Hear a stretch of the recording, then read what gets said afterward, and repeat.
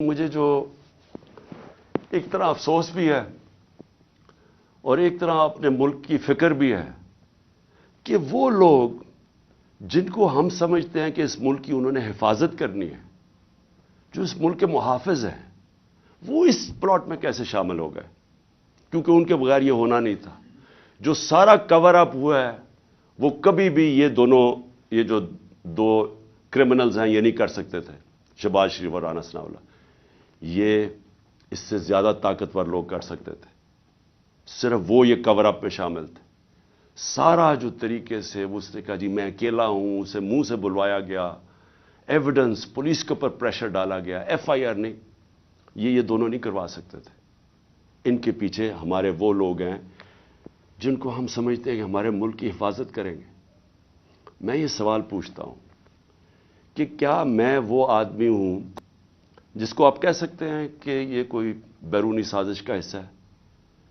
کیا آپ کہہ سکتے ہیں کہ اس نے اپنے ملک کا کبھی پیسہ ملک سے باہر رکھا ہوا ہے اور باہر بڑے بڑے اکاؤنٹس ہیں اور بینک اکاؤنٹ، جس طرح یہ جو چور اوپر مسلط کیے ہیں، ان سب کے باہر پیسہ پڑا ہے، اربوں ڈالر پڑا ہے، اور ابھی بھی چوری کر کے پیسہ باہر لے کے جا رہے ہیں؟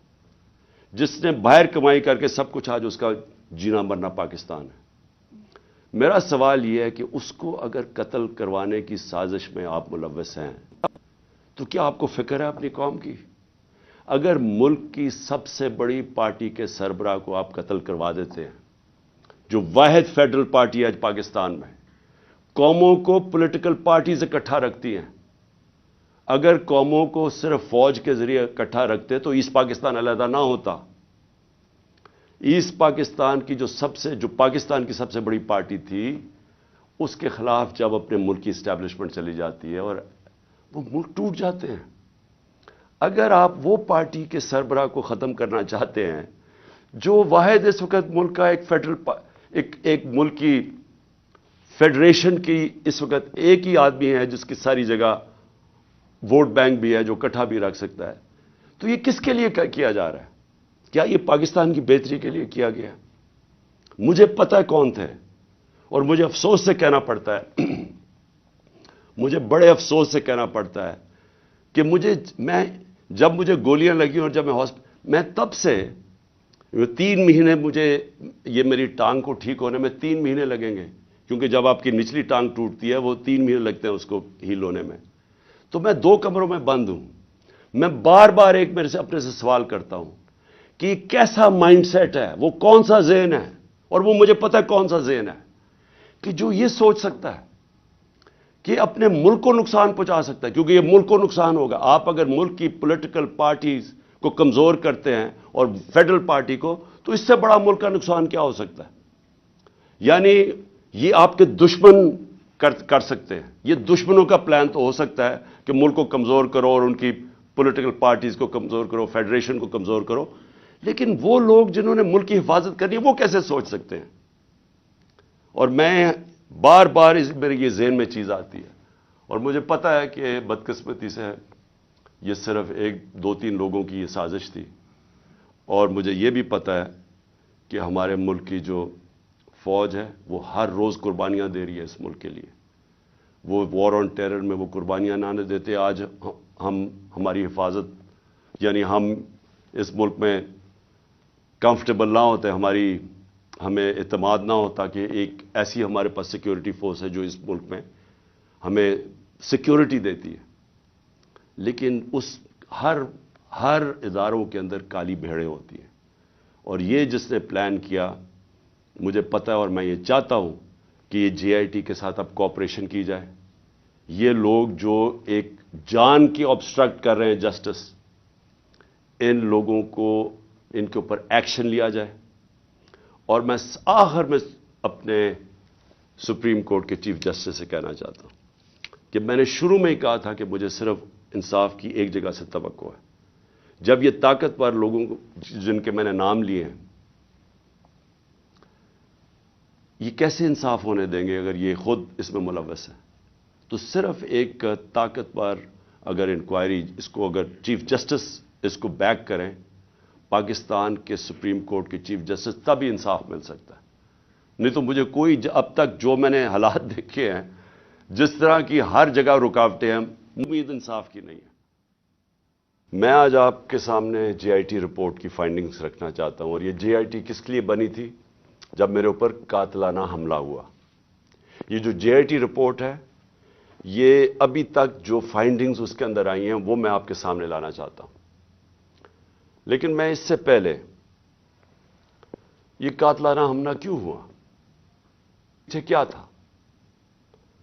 تو میں پہلے تو آپ کے سامنے وہ پورا جو ایک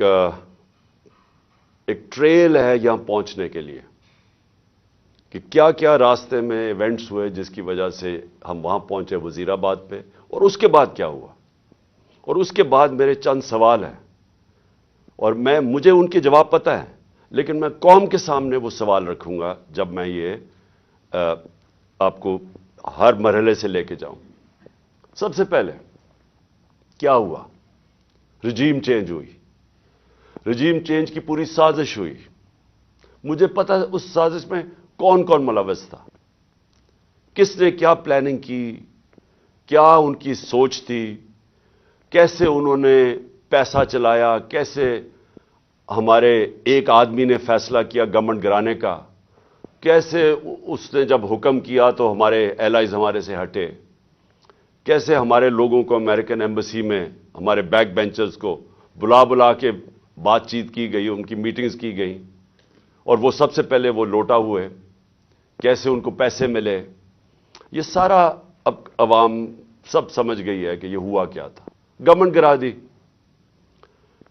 9 اپریل کو گورنمنٹ گر گئی.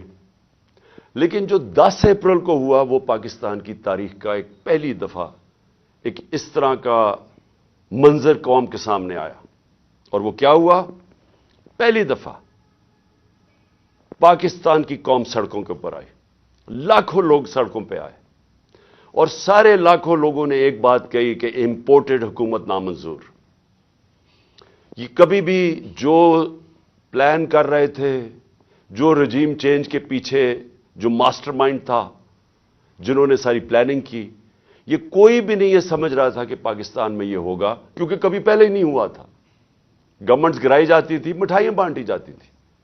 تو پہلی دفعہ ایک باشعور، ایک جاگی ہوئی، ایک بیدار قوم سڑکوں پہ نکلی، اور ان کو سمجھ آ گئی کہ یہ کیا ساری گیم ہوئی تھی، اور ہمارے اوپر اس ملک کے نامور ڈاکوؤں کو، جرائم پیشہ لوگوں کو مسلط کر دیا گیا. تو قوم کھڑی ہو گئی ان کے خلاف. قوم نے یہ واضح ایک پیغام دیا وہ سہولت کاروں کو، رجیم چینج کے جو لوگ تھے، جو غدار تھے، یہ ملک کے میں کہتا ہوں غدار تھے، جو میر جعفر تھے. قوم نے ان کو پیغام پہنچا دی کہ ہمارے لیے یہ ہمیں بھیڑ بکریوں کی طرح نہ رکھو، ہم اس چیز کو قبول نہیں کرتے، ہم انسان ہیں، ہم وہ لوگ ہیں جن میں اب شعور آ چکا ہے. اور پھر سوشل میڈیا کا زمانہ ہے، آپ کسی کی آواز ہی نہیں بند کر سکتے. جس کے پاس موبائل فون ہے اس کے پاس آواز آ گئی تھی. تو اس کے بعد یہ سوچا گیا جنہوں نے یہ رجیم چینج کی کہ جی اب یہ تھوڑی دیر کے لیے چلے گا، پھر یہ ایک غبارے سے، بلون سے ہوا نکل جائے گی. یہ ساری چیزیں ہم نے سنی. پوری گورنمنٹ نے پھر تیاری کی، اور جو ہمارے